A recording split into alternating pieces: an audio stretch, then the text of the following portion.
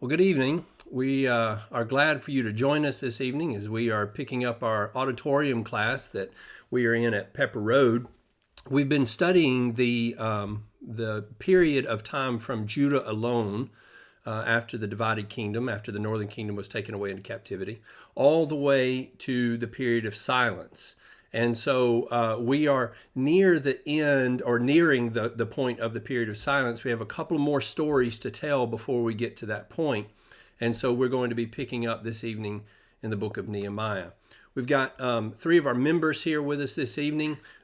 Jason Strickland. Jason, you want to wave at everybody there so they know who you are? Good evening, everyone. We've got Travis Pyle. Hey, everybody. And we have one of our deacons, Trevor Bowen, with us. Hey, everyone. I appreciate these guys joining us this evening as we get into this study, and looking forward to having you with us.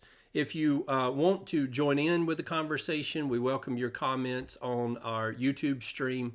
For our members, you're also welcome to send us an email, and we can try to respond to those as well.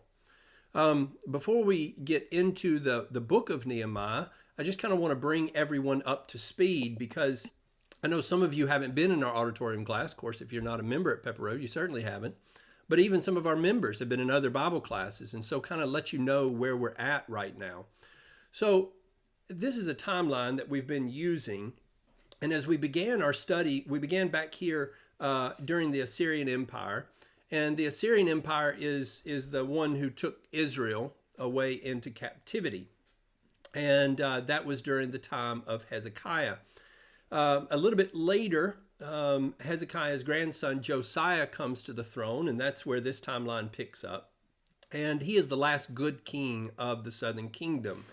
We have a few more kings after Josiah, and then and in the reign of Jehoiakim, which is Josiah's grandson, we have, sorry about that. During the reign of Jehoiakim, we have the first wave of captivity. So Babylon comes and they take a wave of captivity. They take Daniel and his friends. And so we see from the book of Daniel what happens there with Daniel and his friends. The second wave of captivity here in 597 BC, they come and they take away Ezekiel and sort of the middle class of Judah. And they are taken over to the river Kibar, and they are kept there.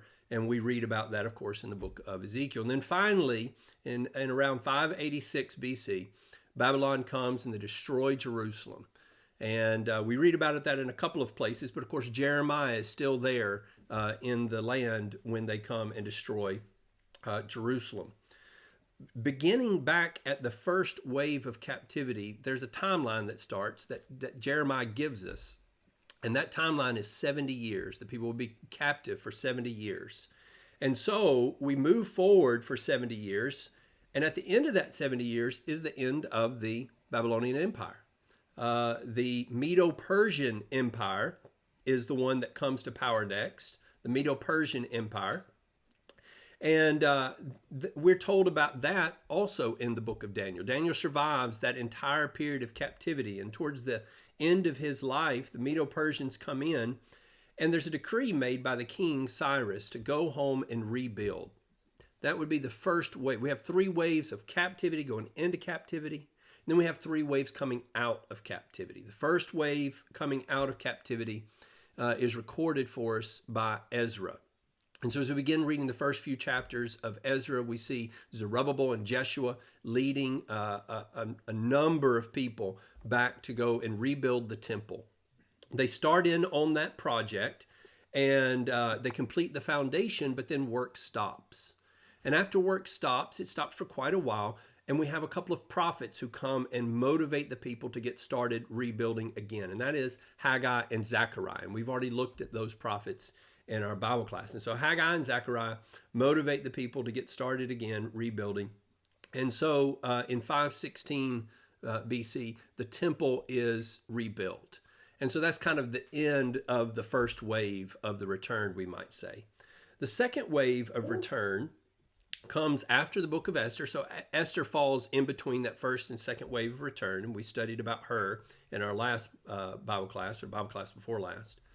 The second wave of return is led by Ezra himself.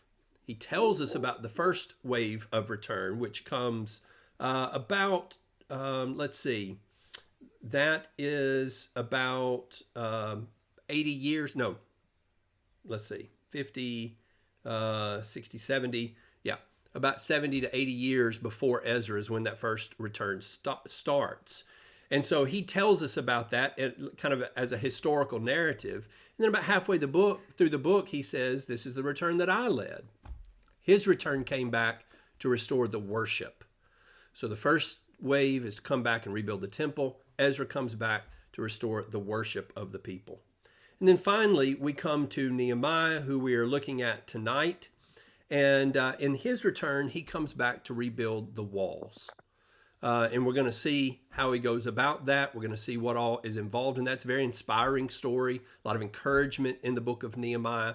And so it's a really great story that deserves more attention than we're going to give it this evening. We're going to cover 13 chapters in the time we have remaining.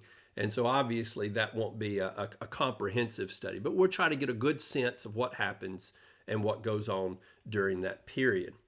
All right, that brings us then to the text. And as we come back now, looking at the book of Nehemiah, we see he is in position in a very prominent position in the kingdom of the Medo-Persians. And as he is serving the king as cupbearer, the king, who seems to like Nehemiah, notices that Nehemiah is distraught. And what Nehemiah ends up telling him is that he wants to go home. And Jason, can you tell us a little bit about what is it that provoked that sort of sadness and that desire for him to go back home? Yeah, as you mentioned there, he is in that prominent position, and I think that is interesting because there's also other characters of the Bible that were in prominent positions. So Nehemiah is also in one of those prominent positions, but he is there with the king as his cupbearer, and Hananiah and some other of the men from Judah came there to where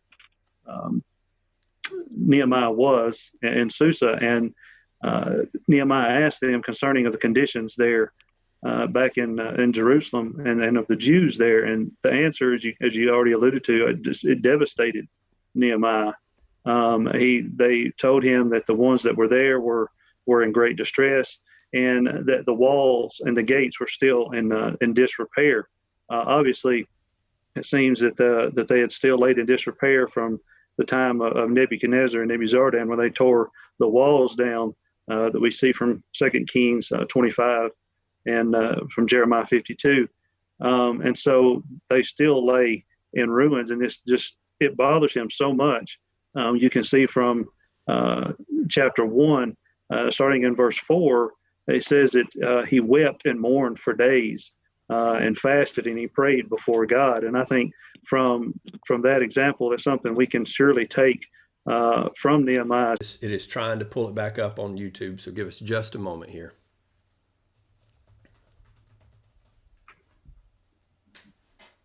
All right, it's coming back.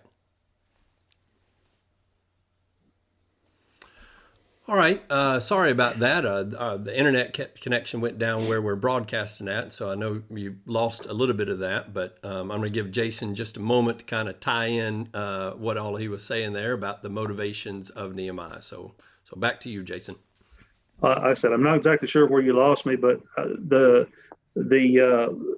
tie-in there is actually he was devastated from Hananiah and his what the ones that told him about the walls and their conditions, and basically he goes to the king there, and his countenance obviously was something that was not normal before the king. And there in chapter 2, he tells the king, after he is asked what the sadness on your face is, why is your face sad? And he said, there's nothing but sadness of heart. And he tells him there that he wants to go back. Beginning there's nothing sadness of heart in verse 2. Then I was much afraid. I said to the king, let the king live forever. Why should my face not be sad when The city and the place of my father's tombs lies desolate, and its gates have been consumed by fire.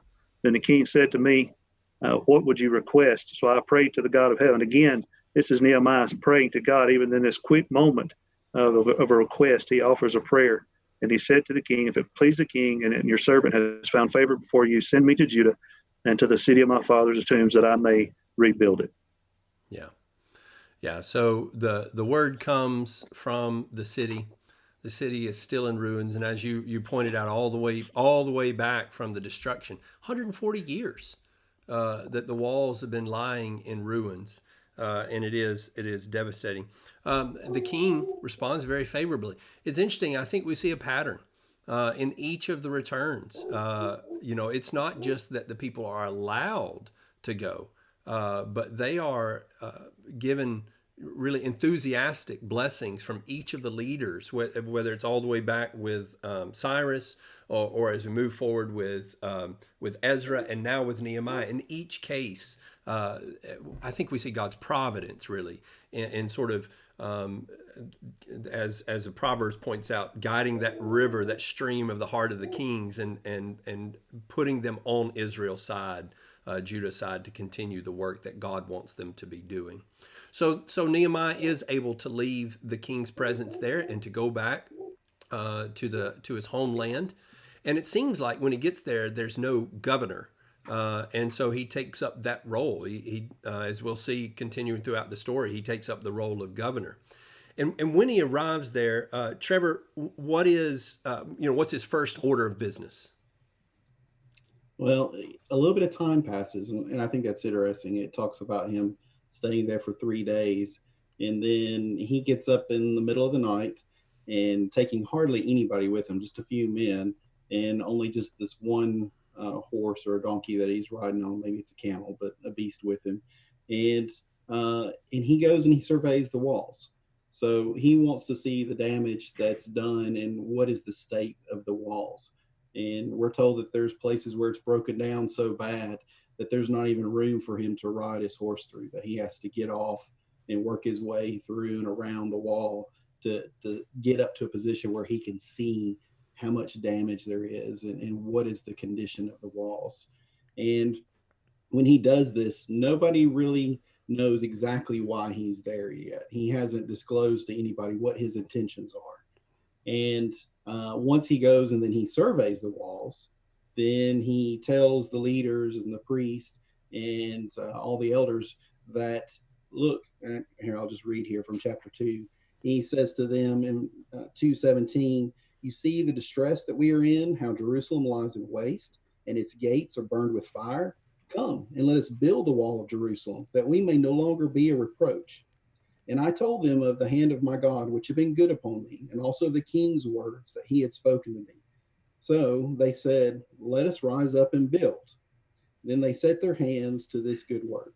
So even though this was something that had fallen into disrepair, and even though Nehemiah shows maybe some concern for whether or not this would be received well, ultimately the people are very glad to join in this work, and they're very excited about doing that. And I'd just like to say that I think Nehemiah shows quite a bit of wisdom in this case, where he doesn't just jump right into things and without hearing just kind of one side of the story. He takes time to see what are the conditions, to survey the walls for himself. And I think that's a good example and some good wisdom, that whenever we're brought into a very difficult or a challenging case, make sure that we take time to survey and see everything so that we understand the true condition of things. Yeah, yeah. And I think it is, like you said, it's worth noting also how he brings the others in. He sort of like presents it to them. Here's the situation. They knew what the situation was, but he sort of presents it to them like, and I think what it also illustrates, when you see their reaction, what they needed was a leader. They didn't like the situation any more than he did, but maybe there was just nobody to bring them together and say, okay, let's do something about it. And of course, we're going to see how effective it is when they do decide to do something about it. Now, they're not without opposition. In spite of the zeal of the people, there are some old rivals that are still on the table. Maybe not these specific men, but they come from nations of old rivals. And so, Travis, tell us about the leaders of the opposition.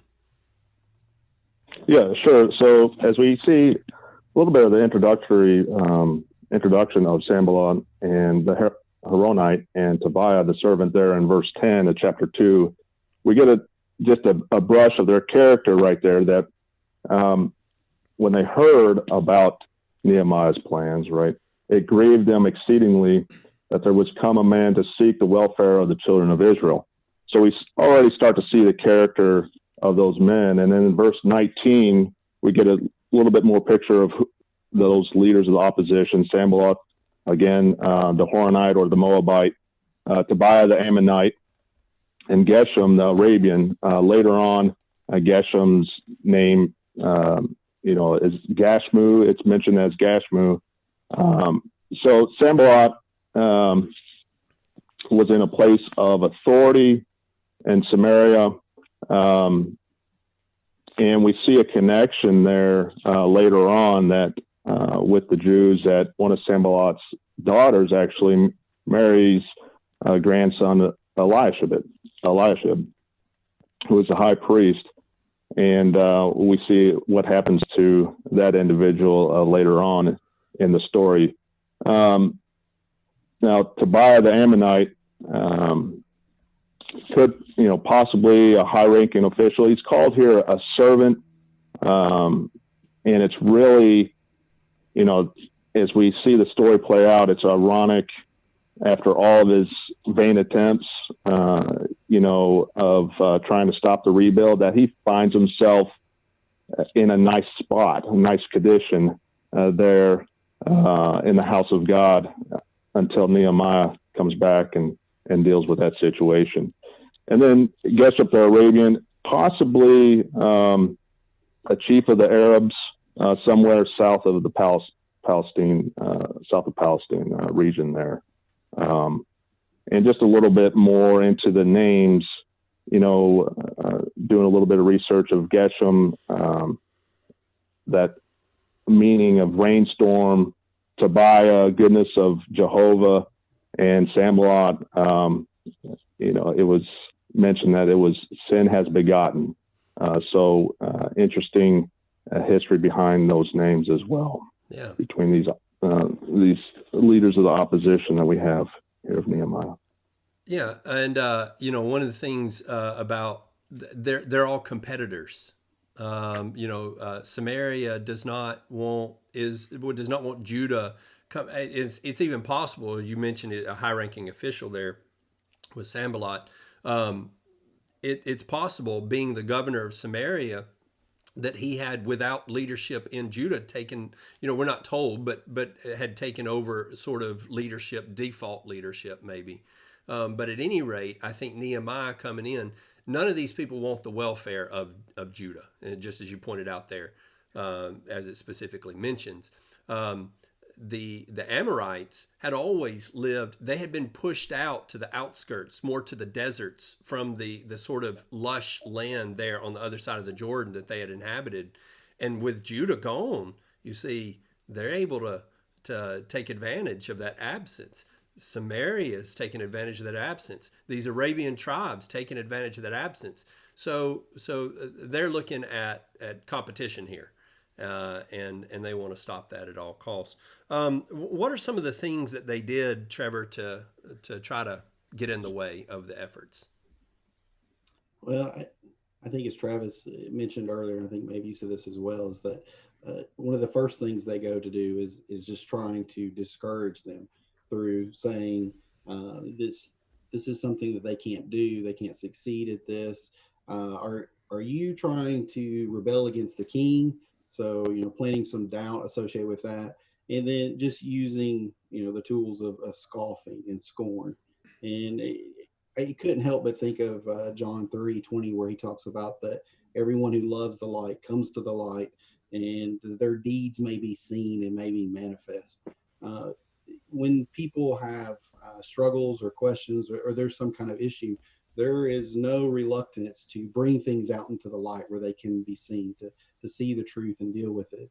This is a very dishonest tactic that they're using, as far as just using scoffing and scorn and things like that. And as we go through the book, we see them continuing to do other things that are like that as well, that are very devious and malicious as they're trying to go through it.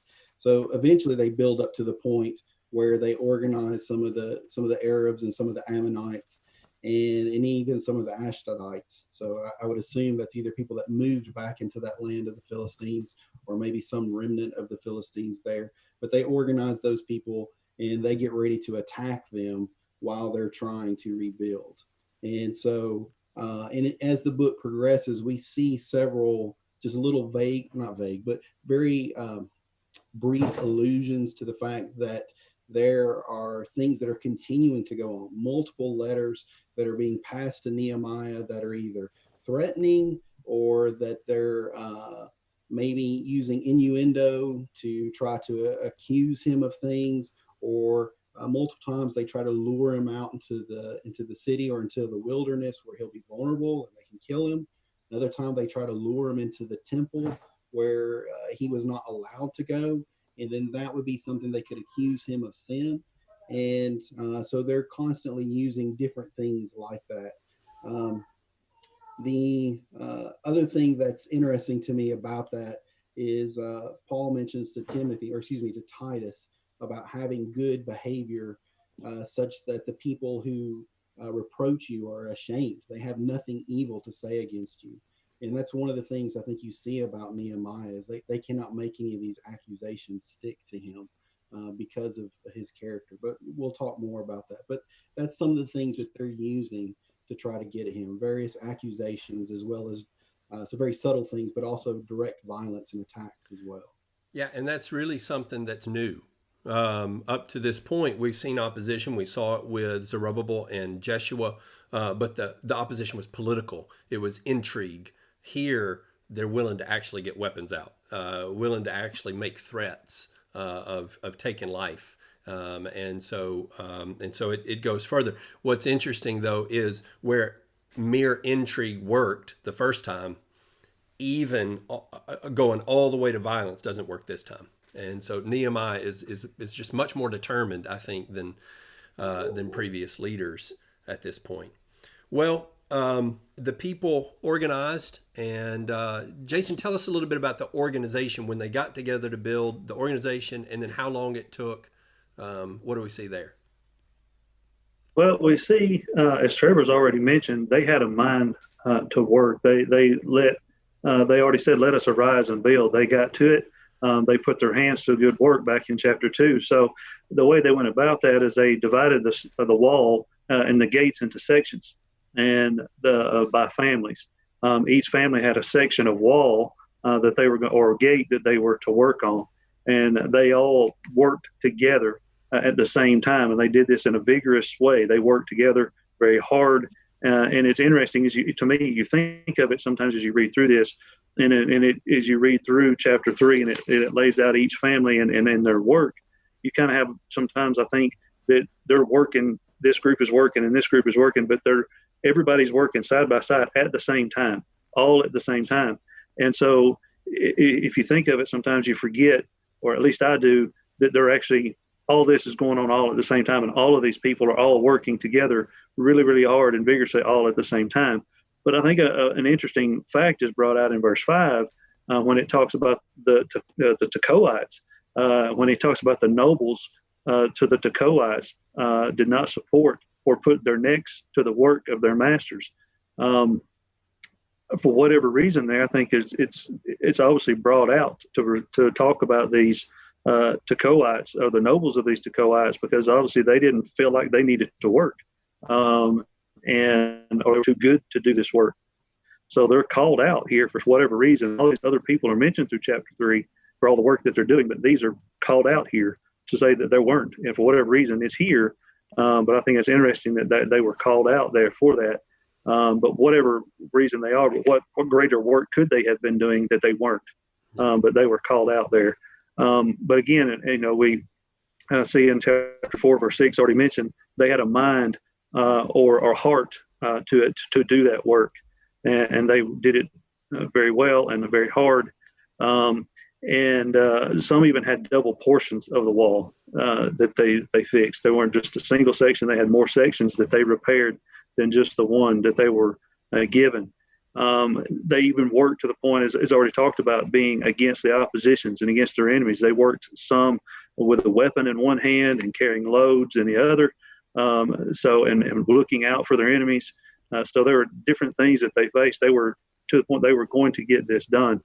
And I like the description that starts chapter 3, where it says that Elisha, the high priest, arose with his brothers, the priest, and built the sheep gate. Then they consecrated and hung its doors, and then it continues on. And then at the very end of the book, it ends with verse 32, and it says, between the upper room and the corner of the sheep gate, the goldsmiths and the merchants carried out repairs. So they began at the sheep gate, it ends at the sheep gate, completing the entire wall. There was nothing left undone. It makes it a complete and entire wall, beginning with the sheep gate and ending with the sheep gate. And it was completed in 52 days. And 7 weeks and 3 days, if you want to count that out. So it's impressive work, even though there's some out there that you look at that say you can add time to this or add years or whatever to 52 days. And they set their mind to get that work done, and they got it done.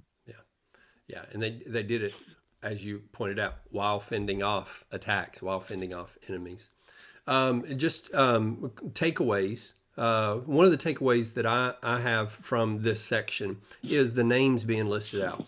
I'm always interested when lists of names are given, not because I love reading genealogies, from the standpoint of why are they there?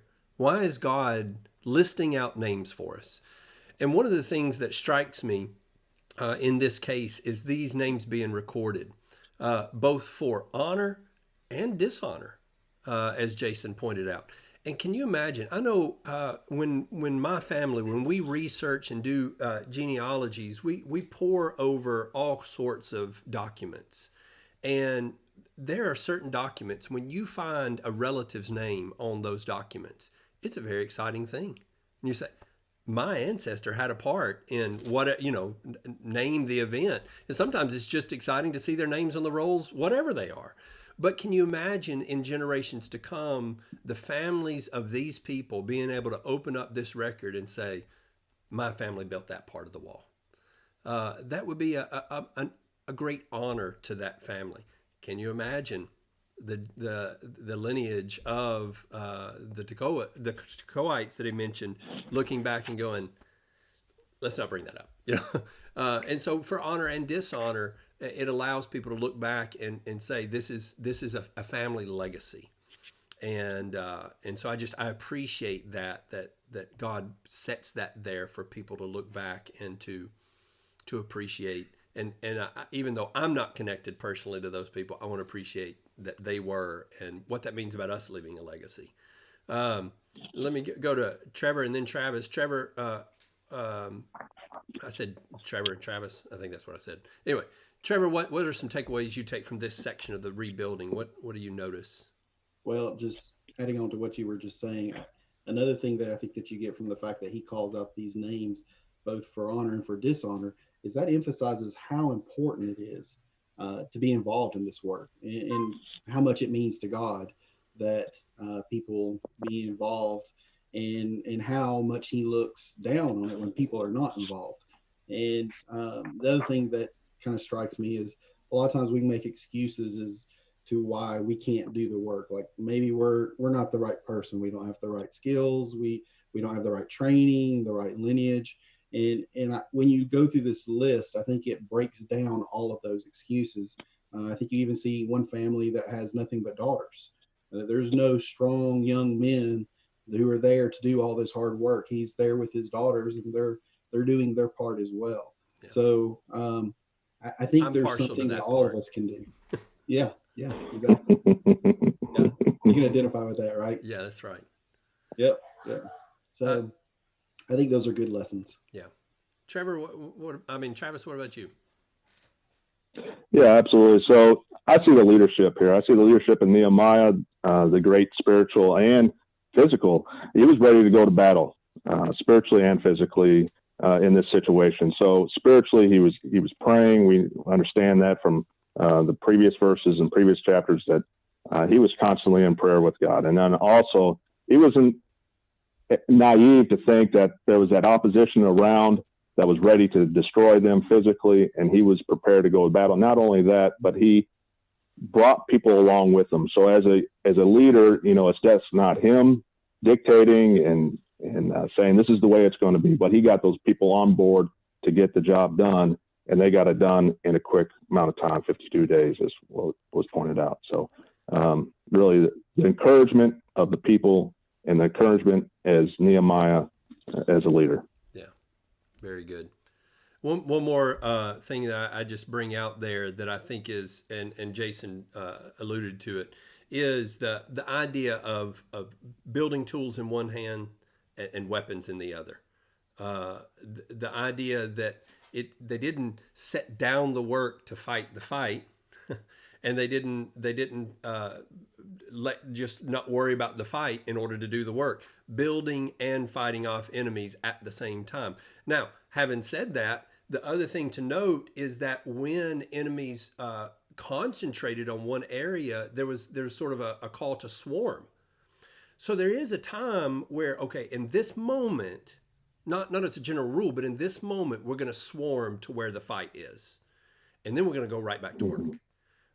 And I appreciate that those concepts there are very helpful to us. We don't want to be people who get zeroed in only one area of God's work, fighting one area of God's fight.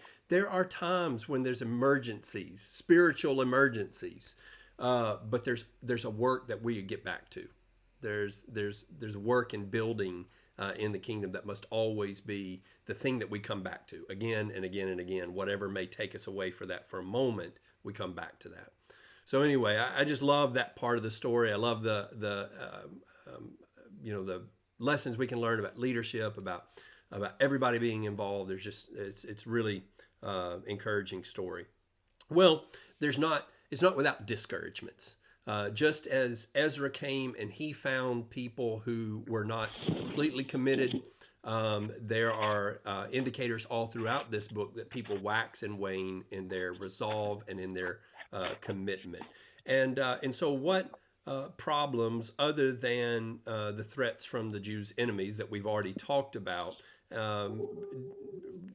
internal problems, what does Nehemiah find there, Travis? Yeah, we seem to see that picking up there in chapter 4, around verses 10 and 12, where it's not only the external, but it's the internal, the Jews that live among the people that are rebuilding the wall, that they have now come to those that are actually doing the work and trying to get them to return to their homes because of the impending danger. It mentions there that they came 10 times. That may be synecdoche, or hyperbole of several times to try to persuade them to go back home and not to continue on with the work. It may be been out of, caution to try to help the brethren now, their brothers, or it may be as another opportunity to thwart the effort that's being done. So we see that there, and so we see again Nehemiah's reaction to that, right? He sets the people after their families around with weapons, and he said to all of them in verse 14, he says, be not ye afraid of them. Remember the Lord, which is great and terrible, and fight for your brethren, your sons and your daughters, your wives and your houses. So that opportunity he took to encourage them to remember and to engage in that faith that they have in God, that God is on their side and he's going to help them out in this course of action. We see that also in there in chapter 5, beginning in chapter 5, that there was some type of famine, obviously around the area, some type of dearth, as King James renders it in verse 3. And the nobles and the rulers were exacting some type of usury on their brethren, right? They were having them, some of these poor Jews were having to go and mortgage their homes, their lands, their vineyards, to buy the corn and the necessary items to feed their families. So much so that they even had to put their some of their children into bondage. And when Nehemiah hears this, right, he immediately rebukes the nobles and rulers, and he calls an assembly, a great assembly, encouraging those who were doing this, the nobles and rulers, of exacting the usury, to restore this day immediately, like their lands, vineyards, olive yards, houses, and also 100th part of the money of the corn, the wine, and the oil. And the people said that they would do this, right, and that they would do this, and they had them actually make an oath in the presence of the priest and the people, and it says that they did that according to this promise there in chapter 5 and verse 13. So they had Jews that were living among them around that area that were trying to get them, persuade them to go back home, and then they also had the nobles and rulers that were actually hurting them financially, right, with all their substance, and that opposition there internally. Yeah. And so, here's something that's against the law anyway. The usury among brethren here was already against the law, but in a time such as this, it's even worse. It's bad enough that it's against the law in the first place, but it's then in addition to take advantage when it would seem that everybody ought to be on the same page. Everybody seems to be in other ways on the same page, but then there's some that what they see is an opportunity, and so we want to be careful about the same thing that. I know some people have already gotten in trouble during the current distress in our nation, where some people are seeing all they're seeing is a financial opportunity. Hey, that's not where our mind should be. Our mind should be to help, to be an aid and a comfort to people, and not a cause for greater distress. And that's what these people were. But just as we see in Ezra, we see a favorable response. We don't see that sort of hardening of the heart and that stiffening of the neck, but we see people who are willing to sort of yield to that rebuke, and so there's some beauty in that. Through chapter 7, we have a census of those that have returned. Again, I think it's important to realize the value of those names being recorded, and people who would want to go back and see those names, see those families listed. But it's also record keeping. It's record keeping for the Jews, and I also think, though, that maybe there's some comparison here that you can make. When we talk about going away into captivity and a remnant shall return. Look at the numbers. Boy, we're nowhere near when we came into the promised land the first go round. Truly, this is a remnant. We're at a fraction of what the people were supposed to be, what they could have been. And so I think maybe that's illustrated here in this chapter as well. We come into chapter 8, and we have a reading of the law, and it's Ezra the scribe who's reading the law. And so he gets up and reads the law, and there's an interesting part here that often gets noted, where it tells us that he gave the sense as he was reading. This is the preacher's authority for preaching 35 minutes on one verse. I assume that's what Ezra was doing. No, but he does. He gives context, presumably. He helps them to understand as he's reading. And I think that certainly that is valuable.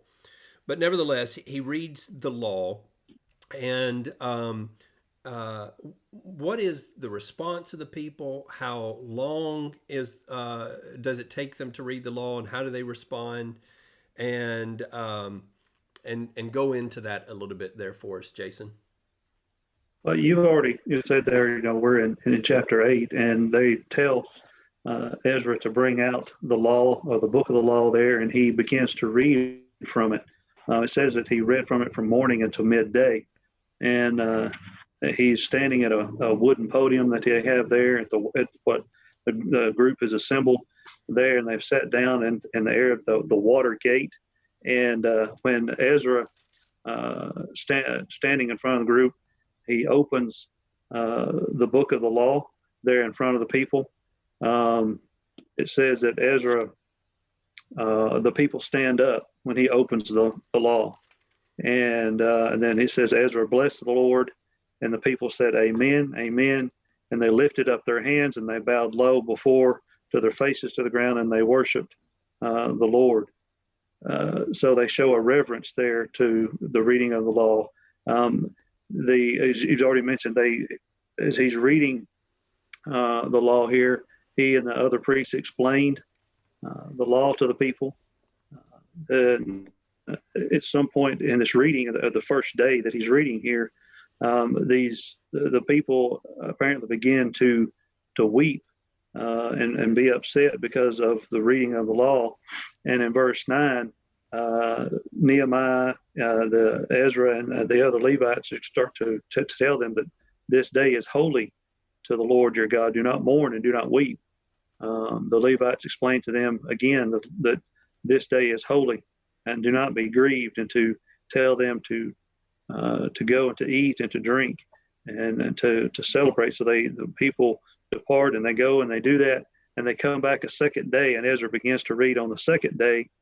And at this point, the people learn or hear of the Feast of Booths that's referred to from Leviticus chapter 23.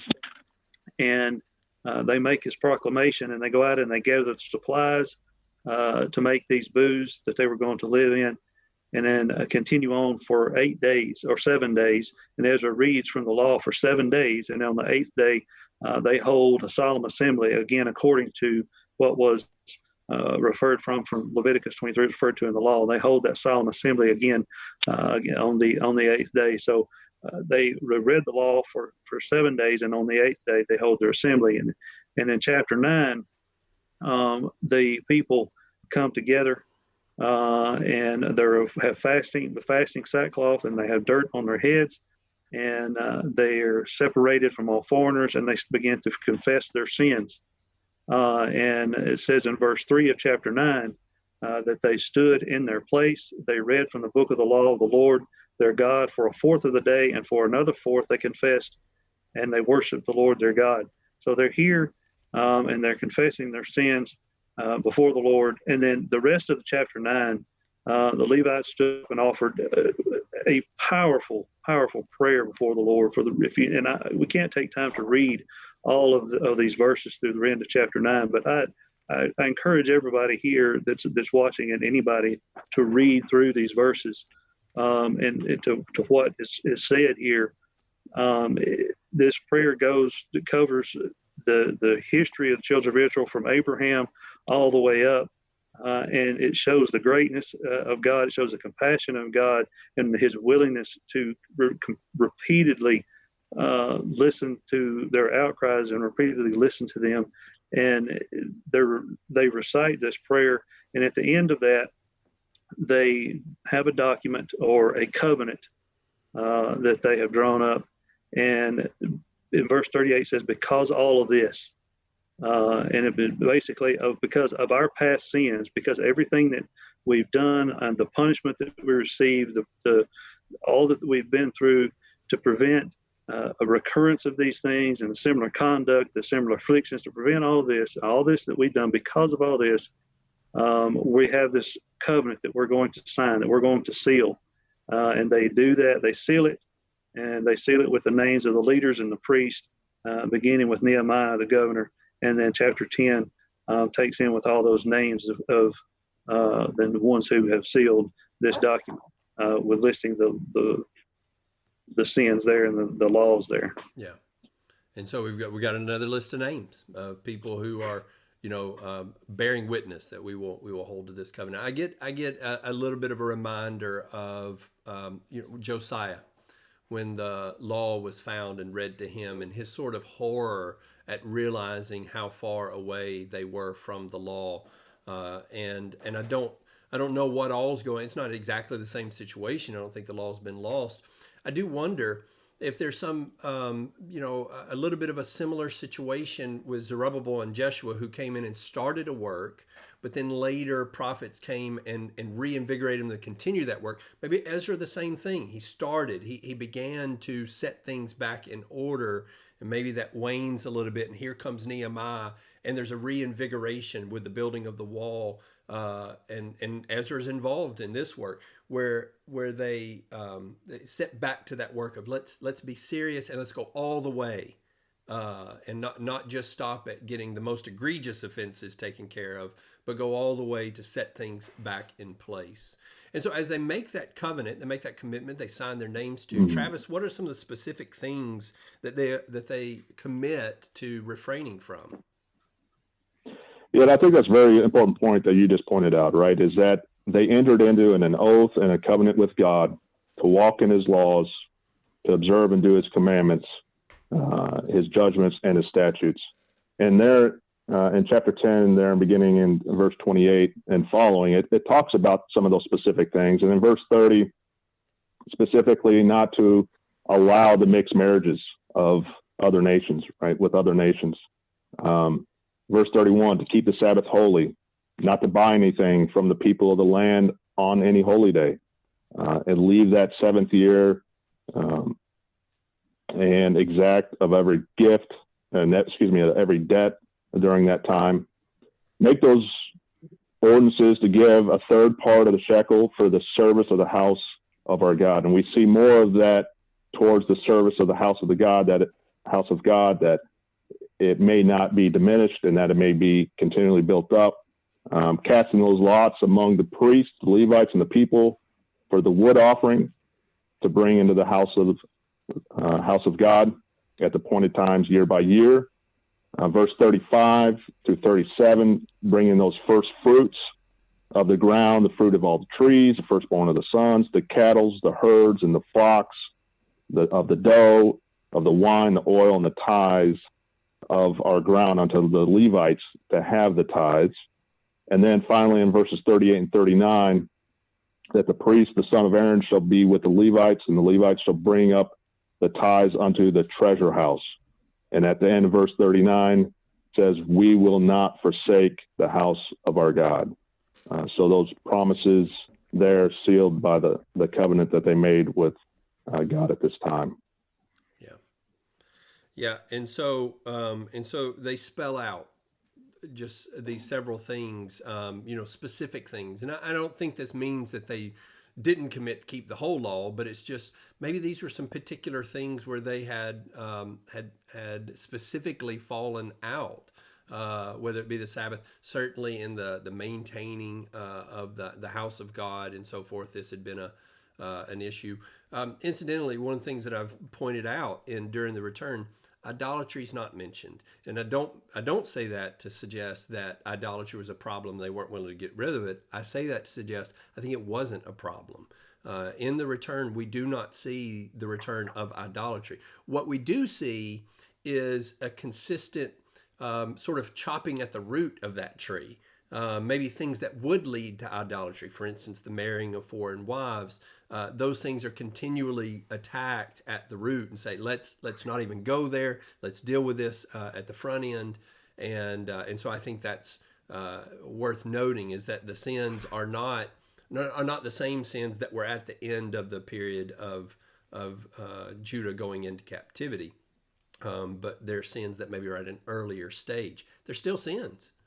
But maybe now they recognize where those sins lead, and so they're stopping that sooner.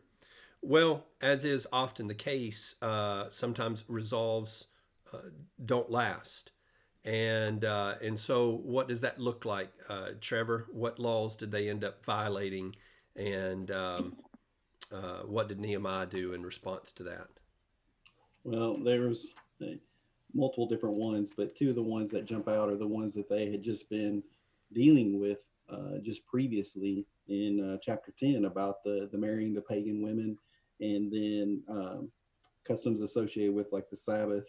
And one of the themes that jumps out, if I can make a comment about this, that it seems like the people have, as you said, they've not fallen back into idolatry, but they've lapsed into kind of like a compromise state, where whether it's fellowshipping those that are around them that are worldly, not of the same mindset, or if it's falling back into a more secular mindset, not keeping the Sabbath, trying to setting up shop on the Sabbath day and selling their wares. And so Nehemiah has to shut the gates to keep out the people, and he has to chase them off even from the walls where they're not waiting, trying to come in.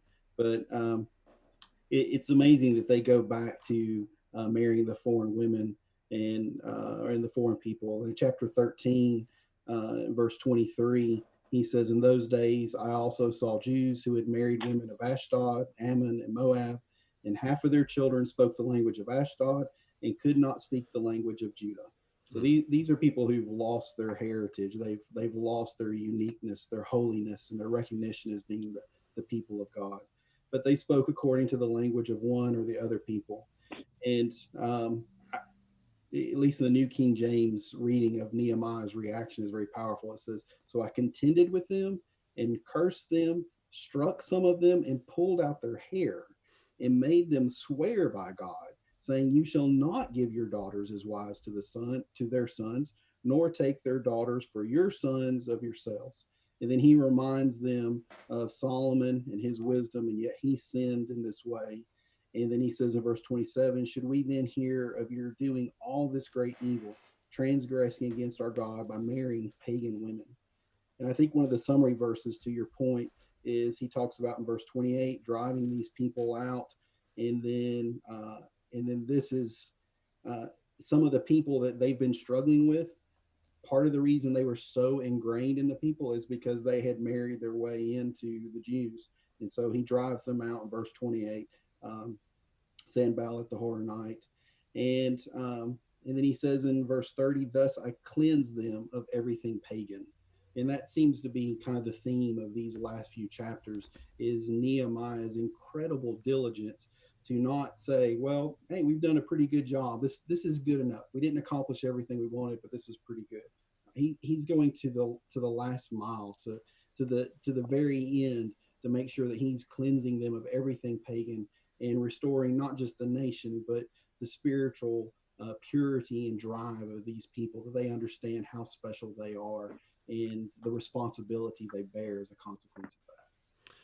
Yeah, and we're coming up on our time here, so we're going to have to be brief in our closing comments. But just one thing, based on what you said there, that I think that noticing the difficulty and maybe messiness, the sort of the time it takes to accomplish restoration, and you can have successes along the way that don't mean your work's done.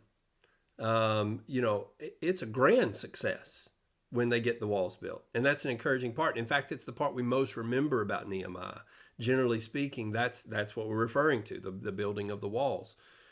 But we're not even halfway through the book yet, or right at it. And we've got chapters to go. And those chapters are really maybe even the more difficult work that Nehemiah goes to, the work of pulling people's hair out, just trying to get them to come all the way back to God, not just that sort of initial spurt that just fizzles out. But no, let's be serious. Let's be real about this commitment. Let's hold to it.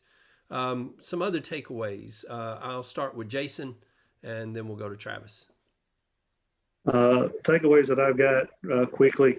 I see throughout this book Nehemiah's strong faith and his trust in God.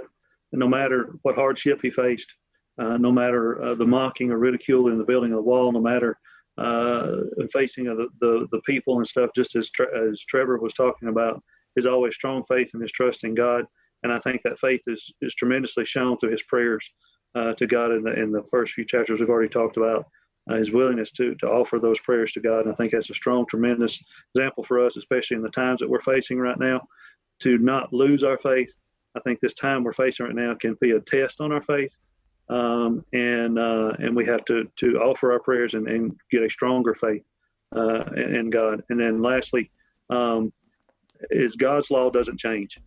It didn't change from the time he gave it to Moses until this time that they returned and they read it from Ezra read it and they offered the covenant, and the law that we're under doesn't change.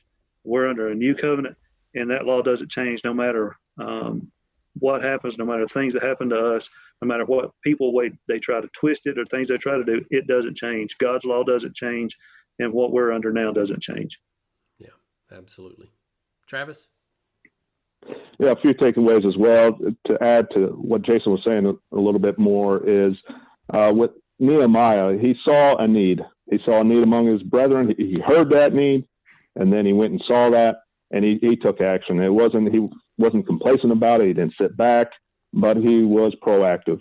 And that is a great lesson for us when we see a need or hear of a need to take action and to help with our brethren, more importantly, there.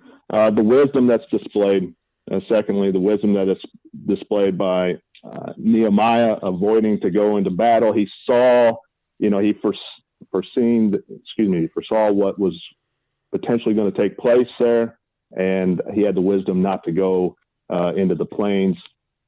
The wisdom of the rulers and nobles. They had the wisdom to, when Nehemiah rebuked them, to be quiet.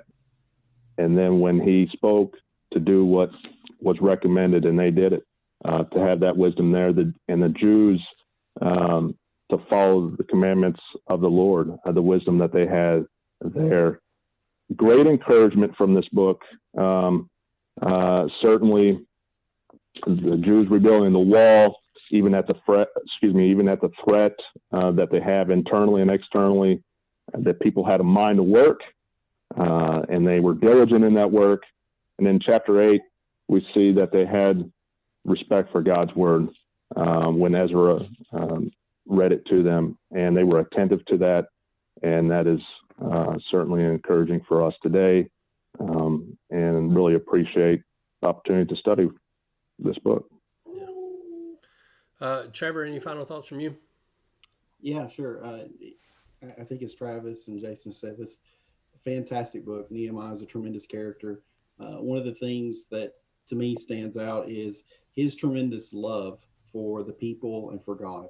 And I think that's evidenced in, first of all, the fact that there was all these different issues and trials and struggles and people pushing back. And Nehemiah kept pushing through. And that's an evidence to how much he cared, how much he loved the people, how much he loved God. And so tremendous compassion. And you see that in the keeping of the the governor's provisions. He didn't tax the people. He didn't take opportunity to buy land and build fortune. Instead, what you see is him opening up his own resources and feeding people and taking care of people. And so when it was a very difficult time, he actually opened himself up to help people directly, even beyond all the leadership sacrifices that he was making.